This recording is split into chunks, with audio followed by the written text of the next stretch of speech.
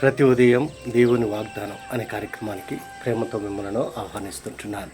ఈ ఉదయకాల సమయంలో దేవుడు మన కొరకు ఏర్పాటు చేసినటువంటి వాక్యభాగము అపోస్తలుడైన పౌలు ఫిలిప్పీలకు రాసినటువంటి పత్రిక 4వ అధ్యాయము 19వ వచనాన్ని ధ్యానించుకుందాం. అపోస్తలుడైన పౌలు ఫిలిప్పీలకు రాసినటువంటి పత్రిక 4వ అధ్యాయము 19వ వచనాన్ని ధ్యానించుకుందాం. కాగా దేవుడు తన ఐశ్వర్యం చొప్పున క్రీస్తు యేసునందు మహిమలో మీ ప్రతి అవసరమును తీర్చును. క్రీస్తునందు ప్రేమైన దేవుని బిడ్డలారా, ఈ ఉదయకాల సమయంలో పరిశుద్ధాత్మ దేవుడు మనకిస్తున్నటువంటి వాగ్దానము, కాగా దేవుడు తన ఐశ్వర్యము చొప్పున క్రీస్తు యేసునందు మహిమలో మీ ప్రతి అవసరమును తీర్చును. ఈ యొక్క వాగ్దానము మన జీవితాలకును మన కుటుంబాలకును మనకును దేవుడు ఆశీర్వాదకరముగా మార్చనుగాక. ఈ యొక్క మాటల్లోని అంతరార్థాన్ని ఆత్మీయ సత్యాలను మనం గ్రహించినట్లయితే, అపోస్తలుడైన పౌలు ఫిలిప్పీలో ఉన్నటువంటి సంఘానికి, విశ్వాసులకి ఈ పత్రికను రాస్తూ ఈ యొక్క మాటలను మాట్లాడుతూ ఉంటున్నాడు. మరి వాస్తవంగా ఈ యొక్క పత్రిక రాసేటువంటి టైంలో అపోస్తలుడైన పౌలు చెరసాలలో ఉంటున్నాడు. చెరసాలలో ఉండి మరి ఈ యొక్క సంఘానికి ఈ పత్రికను రాస్తూ ఉంటున్నాడు. అంత మాత్రమే కాదు, ఆ సంఘంలో నెలకొన్నటువంటి పరిస్థితులను బట్టి పౌలును అనేక మంది వ్యతిరేకిస్తున్నప్పటికీ మరి ఆ యొక్క సంఘము మరి పౌలు పరిచర్యలో మరి రోమా పట్టణంలో ఉన్నటువంటి మాసిదోనియా ప్రాంతంలో మొదటిసారిగా ప్రారంభించినటువంటి సంఘము ఈ యొక్క ఫిలిప్పీ సంఘం. మరి సంఘం పట్ల పౌలుకున్నటువంటి ప్రేమను బట్టి, ఆ సంఘం పట్ల ఉన్నటువంటి ఆ యొక్క అభిమానాన్ని బట్టి ఆ విశ్వాసులను ఉత్తేజపరుస్తూ అనేక విషయాలను వారికి ఈ యొక్క పత్రిక మూలకంగా తెలియపరుస్తూ ఉంటున్నాడు. అయితే ఇక్కడ మనము చదువుకున్నటువంటి ఈ యొక్క వాక్య భాగంలో, వాగ్దానంలో, దేవుడు తన ఐశ్వర్యము చొప్పున క్రీస్తు యేసునందు మహిమలో మీ యొక్క ప్రతి అవసరము తీర్చును అని అంటున్నాడు.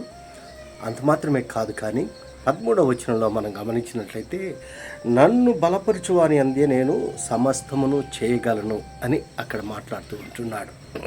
ఎవరైతే దేవుణ్ణి మహింపరుస్తారో, దేవుణ్ణి బలపరుస్తారో, అటువంటి వారి పట్ల దేవుడు సమస్తాన్ని జరిగించేదానికి, సమస్తాన్ని చేయగలిగేదానికి శక్తి కలిగినటువంటి దేవుడు, సామర్థ్యం కలిగినటువంటి దేవుడుగా ఉంటున్నాడు. మీ అవసరము ఏదైనప్పటికీ, నువ్వు ఎలాంటి పరిస్థితుల్లో ఉన్నా, నువ్వు ఎలాంటి స్థితిలో ఉన్నా, నీ పరిస్థితులను మార్చగలిగినటువంటి దేవుడు, నీ స్థితిగతులను మార్చగలిగినటువంటి దేవుడు మన దేవుడు. అందుకే ఆ పైభాగంలో మనం గమనించినట్లయితే 18వ వచనంలో, నాకు సమస్తమును సమృద్ధిగా కలిగి ఉన్నది, మీరు పంపిన వస్తువులు ఎపఫ్రోది వలన పుచ్చుకొని ఏమీ తక్కువ లేక ఉన్నాను, అవి మనోహరమైన సువాసనయు దేవునికి ప్రీతికరమును ఇష్టమైన యాగమునై ఉన్నవి.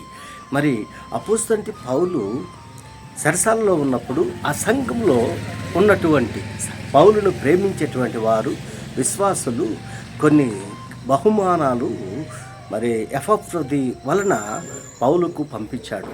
దానికి కృతజ్ఞతగా వారికి వందనములు తెలియపరుస్తూ అనేక విషయాలను మరి ఇక్కడ రాస్తూ ఉంటున్నాడు. క్రీస్తునందు ప్రేమైన దేవుని బిడ్డలారా, మరి పౌలు పట్ల వారికి ఉన్నటువంటి ప్రేమను వారు కొన్ని బహుమానాల ద్వారా వెల్లడిపరిచారు. వారి ప్రేమను ఆ రీతిగా మరి ప్రకటించుకున్నారు. ఎందుకనగా పౌలు చెరసాలలో ఉంటున్నాడు, అనగా ఒక కష్టమైనటువంటి పరిస్థితిలో ఉంటున్నాడు. సంఘాన్ని స్థాపించినటువంటి పౌలు ఆ సంఘ యజమానుని పట్ల, ఆ విశ్వాసులకు ఉన్నటువంటి ఆ ప్రేమను వారు తెలియపరుస్తూ ఉంటున్నారు. అందుకే వారిని ఆశీర్వదిస్తూ ఉంటున్నాడు. క్రీస్తు యేసునందు మహిమలో మీ ప్రతి అవసరమును తీర్చునుగాక అని దేవుని సన్నిధిలో ప్రార్థన చేస్తాం. క్రీస్తునందు ప్రేమైన దేవుని బిడ్డలారా, మన సంఘాల్లో మనం సంఘ కాపరులను మనం ప్రేమిస్తూ ఉంటున్నామా? వారికి మన బహుమానాలు అందిస్తూ ఉంటున్నామా? మరి బైబిల్లో మనం చూస్తూ ఉంటున్నాం, కాపరులను ఏ రీతిగా ప్రేమిస్తూ ఉంటున్నాడు.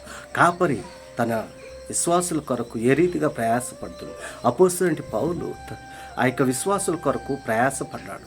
అందుని బట్టి దానికి కృతజ్ఞతగా వారు కొంత బహుమానాలని, విలువైనటువంటి వస్తువులను పౌలుకు పంపించారు. అందుకే దేవుడు మరి పౌలును అంతకంతగా ఆశీర్వదించాడు, ఆ సంఘాన్ని కూడా ఆశీర్వదించాడు. ఆ సంఘంలో కొంతమంది మరి దుష్ప్రచారం చేసినప్పటికీ దేవుడు వాటన్నిటిలో నుండి మరి తప్పించి సంఘాన్ని ఆశీర్వదించాడు. యువతికాల సమయంలో మాటలు వింటున్నటువంటి నీవు నేను, దేవుడు మన ప్రతి అవసరాన్ని తీర్చేటువంటి దేవుడుగా ఉంటున్నాడని ఈ కొద్ది మాటల ద్వారా నేను హెచ్చరిక చేస్తాను. దేవుడి యొక్క మాటలను మీకును మీ కుటుంబాలకు ఆశీర్వాదకరంగా మార్చినగాక. ఆమేన్.